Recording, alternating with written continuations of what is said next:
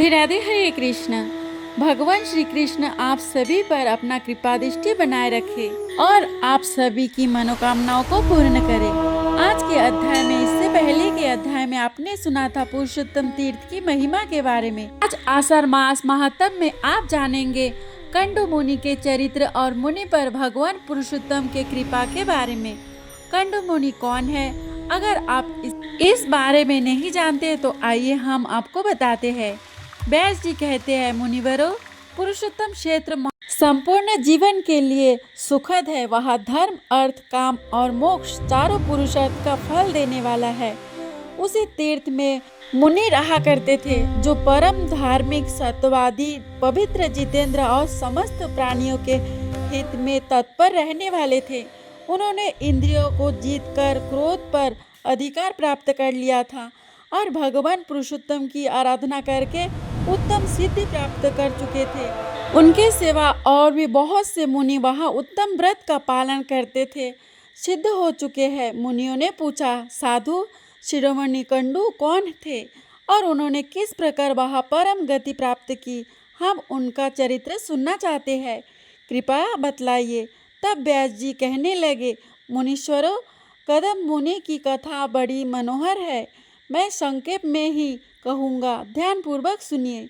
गौतमी नदी के परम मनोरथ एकांत तट पर, जहाँ कुंड मूल, संविधान, पुष्प और कुश की अधिकता थी, कंडु मुनि का वहाँ पर आश्रम था। वहाँ सभी ऋतुओं के फल और फूल सुलभ थे। केले का बगीचा उसी आश्रम की शोभा बढ़ा रहा था। वह स्नान, मौन और संयम आदि के द्वारा बड़ी भारी अद्भुत तपस्या की। वे ग्रीष्म ऋतु में पंचगणित का तप सेतु, वर्षा ऋतु में खाली वेदी पर सोते और हेमंत ऋतु में भीगे वस्त्र धारण करके कठोर तपस्या किया करते थे। मुनि की तपस्या बढ़ता हुआ प्रभाव देखता गंधर्व, सिद्ध और विधारों को बड़ा विस्मय हुआ। वे कहने लगे, इनका महंत धैर्यभूत है। इनकी कठोर तपस्या नितांत आश्चर्यजनक है। उन्हें तपस्या में लीन देखकर देवराज इंद्र सहित संपूर्ण देवताओं के भय से व्याकुल होकर आपस में ही परामर्श करने लगे। वे उनकी कठिन तपस्या से डरकर उनकी तपस्या में विघ्न डालना चाहते थे। त्रिभुवन के स्वामी इंद्र देवताओं का अभिप्राय जानकर एक सुंदरी अप्सरा से बोले, ब्रह्मलोक, तुम शीघ्र के आश्रम में जो मुनि वहाँ तपस्या करते हैं, उनकी तपस्या में विघ्न डालने के लिए ही तुम्हें भेजा जा रहा है। तुम जाकर उनके मन में शोक पैदा कर दो। परम लोका बोली, इस रिश्ते में तो सदा आपकी आज्ञा ही पालन करती हूँ, किंतु इस कार्य स्थित रहते हैं वे अग्नि और सूर्य के समान तेजस्वी है। मुझे अपनी तपस्या में विघ्न डाली आई जानकर परम तेजस्वी कंडु मुनि कुपित हो उठेंगे और मुझे ही दूसरा श्राप दे डालेंगे। यह सुनकर इंद्र कहने लगे, सुंदरी, मैं कामदेव, ऋतुराज, बसंत और दक्षिण समीर को तुम्हारी सहायता में भेजता हूँ। इन सब के साथ उसी स्थान पर जो जहाँ वे महामुनि रहते हैं। इंद्र का यह कथन सुनकर मनोहर नेत्र वाली प्रेमलोका कामदेवरी के साथ आकाश मार्ग से कंडु मुनि के आश्रम में पहुँच गई। वहां पहुंचकर उसने एक बहुत सुंदर वन देखा। तीव्र तपस्या में लगे हुए पाप रहित मुनिवर कंडु मुनि आश्रम में दिखाई दिए। प्रेमलोका और कामदेवादि ने देखा वह वन नंदन वन के समाज शिरोमणीय था। सभी ऋतुओं में विकसित होने वाले सुंदर पुष्प उसकी शोभा बढ़ा रहे थे। नाना प्रकार की पक्षी वृक्ष पर बैठकर अपने श्रवण सुखद काल रवों से उस वन को मुखरित कर रहे थे। अप्सरा ने पहले संपूर्ण वन का निरीक्षण किया। उसे परम अद्भुत मनोहर वन की शोभा दे उसके नेत्र आश्चर्य। मैं मुनि के पास जाऊंगी जो इंद्र रूपी अश्व से जूते बागडोर उनकी काबू से बाहर हो जाएगी। इस प्रकार मैं उन्हें योगी सारथी सिद्ध कर दिखाऊंगी। उसी स्थान की ओर चल दी जहाँ मुनि निवास कर रहे थे और अपनी तपस्या में लीन थे। मुनि की तपस्या के प्रभाव से वहाँ हिंसक जीव भी शांत हो गए थे। उन्होंने भी हिंसकता त्याग दी थी। नदी के तट पर जहाँ कोयल की मीठी सुनाई देती थी, वहाँ ठहर गई। थोड़ी देर तक वहाँ खड़ी रही, फिर उसने संगीत छोड़ दिया। उस समय बसंत ने भी उसका साथ देने के लिए अपना पराक्रम दिखाए। संगीत की मधुर ध्वनि सुनकर मुनि के मन में बड़ा आश्चर्य हुआ। वह रामबाण से अत्यंत पीड़ित होकर जहाँ सुंदरी अप्सरा गीत गा रही थी वहीं पहुंच गई। मुनि ने अप्सरा को देखा। अप्सराओं ने भी मुनि पर दृष्टिपात किया। उनके नेत्र आश्चर्य से खिल गए। मुनि के मन में विकलता छा गई। उनके शरीर में रोमांच छवा और वे पूछने लगे, सुंदरी तुम कौन हो, किसकी हो? तुम्हारी मुस्कान तो बड़ी मनोहर है। सुंदरी तुम्हारी ये मुस्कान तो मेरे मन को मोह में ले रही है। समझ में अपना सच्चा परिचय दो। मुनि की बात सुनकर ब्रह्मलोचा बोली, मुनि मैं आपकी सेविका हूँ और फूल लेने के लिए आई हूँ। शीघ्र दीजिए, मैं आपकी क्या सेवा करूँ? अप्सरा की आवाज सुनकर मुनि का धैर्य छट गया। उन्होंने मोहित होकर उसका हाथ पकड़ लिया और उससे साथ लेकर अपने आश्रम में प्रवेश कर गए। इस प्रकार स्वर्ग को लौट गए। वहां पहुंचकर उन्होंने इंद्र, ब्रह्मा, लोका और मुनि की सारी चेष्टा के कहे सुनाई। इंद्र और संपूर्ण देवताओं का चित्र प्रश्न हो गया। कंड मुनि ने आश्रम में अप्सरा के साथ प्रवेश करते ही अपना रूप कामदेव के समान मनोहर और तरुण बना लिया। दिव्य वस्त्र और आभूषण धारण कर लिए। देखने में उनकी अवस्था 16 वर्ष की जान पड़ती थी। मुनि की वह शक्ति देखकर प्रमोचा को बड़ा आश्चर्य हुआ। अहो, इनकी तपस्या शक्ति बहुत अद्भुत है। ऐसा कहकर वह बहुत प्रसन्न हुई। कंड मुनि जब तपस्या, होम, 100 अध्याय, देव पूजन, व्रत, उपवास, नियम और ध्यान सब कुछ छोड़कर रात दिन इसके साथ विहार करने लगे। इसी में वे आनंद मग्न रहते थे। उनका हृदय कामदेव के वशीभूत हो गया, अतः वे अपनी तपस्या की हानि नहीं समझ पाते थे। इस प्रकार कंड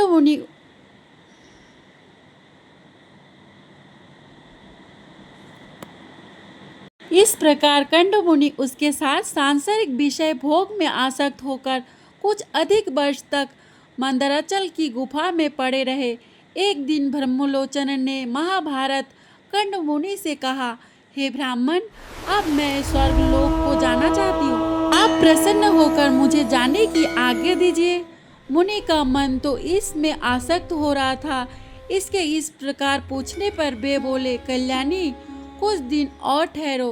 तब उसने पुनः वर्ष से कुछ अधिक काल तक उन कंड मुनि के साथ विषय भोगा। फिर उसने पुनः जाने की आज्ञा मांगी, किंतु मुनि ने स्वीकार नहीं किया। अतः उसे लगभग 200 वर्ष तक और कहना पड़ा। वह जब जब उससे देवलोक में जाने की आज्ञा मांगती तब तक वे उसे वही उत्तर देते, कुछ दिन और ठहरो। ब्रह्मलोचा एक तो मुनि से डरती थी, दूसरे उसमें दक्षिण नायिका की एक स्वाभाविक उदारता भी थी और तीसरी वह प्रणय भाग की भी वह जानती थी, इसलिए मुनि को छोड़ नहीं सकी। उधर मुनि का उसके प्रति नित्य नूतन प्रेम बढ़ता गया। एक दिन कंडोप मुनि बड़ी उतावली के साथ आश्रम से बाहर जाने लगे। तब अप्सरा ने पूछा, कहाँ चल दिए? मुनि ने उत्तर दिया, सुबह दिन चला गया है, संध्या उपासना कर लूं, नहीं तो कर्म लप हो जाएगा। प्रेम लोका को बड़ी प्रसन्नता हुई।